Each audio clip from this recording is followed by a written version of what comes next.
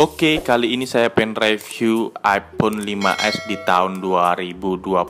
Apakah masih layak dipakai di tahun 2020? Nah, dia dibekali dengan layar 4 inci yang sangat kecil kalau di antara HP-HP sekarang, yaitu 6 inci dan bahkan 6,2 atau 6,4, dan dia masih dibekali dengan fingerprint sensor yang masih worth it sih kalau di tahun ini ada fingerprint sensor, dan di bagian kanan ada SIM card tray, dan di bagian atas ada tombol power, di bagian kiri itu ada tombol volume dan ada tombol silent-nya.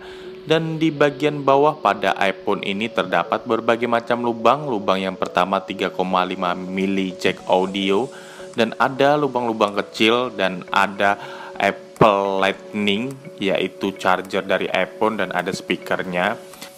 iPhone 5s ini bisa diupdate sampai 12.4 dan ada berbagai macam fitur di tombol cepatnya. Di sini bisa kita lihat terdapat fitur musik di menunya. Kita pencet aja, ada fitur musik play-nya atau pause-nya, dan ada fitur tethering di menunya juga, dan ada pengecil suara tanpa menekan tombol dan kecerahan layar tanpa kita menekan tombol. Dan yang paling penting di sini ada fitur screen recording yang bisa kita gunakan untuk screen recording gamer atau layar di HP ini. Jadi kita tidak perlu pakai aplikasi lagi. Dan ini adalah hasil kamera belakang 8 megapiksel dari iPhone 5s seperti ini. Dan cukup oke sih kalau menurut saya di iPhone 5s ini. Nah, ini kamera belakangnya lagi, dan cukup oke sih untuk sekelas HP 1 jutaan yang sekarang. Dan ini hasil kamera depannya seperti ini untuk 1,2 megapiksel, ya cukup oke lah untuk ukuran piksel yang cukup kecil. Untuk iPhone ini dari segi kamera nggak kalah lah dengan Android 1 jutaan lainnya untuk iPhone 5s. Dan ini ada mode panorama juga di iPhone 5s, jadi masih worth it lah kalau kita ngambil cakupan gambar yang lebih luas. Dan sekarang yang ada mode-mode wide gitu, kita masih bisa pakai mode panorama kok untuk gambar yang lebih luas.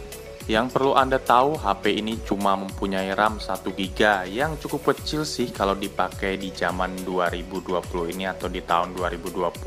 Tapi RAM 1 GB iPhone beda dengan Android, dia bisa menyimpan banyak aplikasi seperti belanja online, aplikasi chatting, dan lain.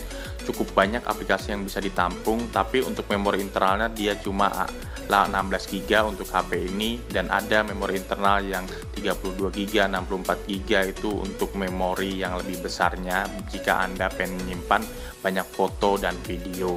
Untuk aksesnya cukup oke sih, cukup lancar aja. Dan ini kita akses ke video YouTube, kita tes tonton video YouTube, tapi sorry nih, ini lagi buffering karena wifi-nya nggak nyambung ya. Kita matikan dulu wifi-nya, dan kayaknya sih masih terkendala gangguan.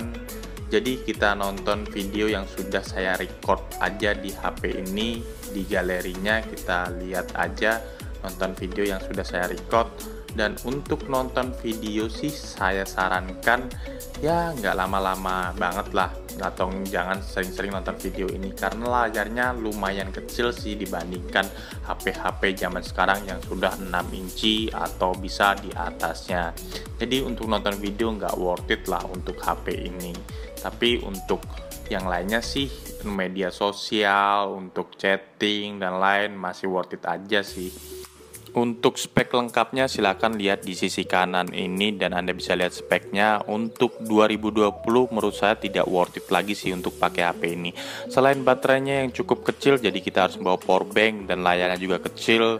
Untuk nonton video nggak worth it banget. Kalau untuk media sosial sih oke-oke aja. Dan menurut saya kekurangannya itu. Dan apabila Anda suka silahkan klik like, share, dan komen di bawah ini. Dan tidak suka silahkan klik dislike. Berikut hasil video dari kamera depan 5s. Jadi sudah cukup lumayan lah untuk sekelas kamera smartphone. Sudah bisa merekam untuk video HD.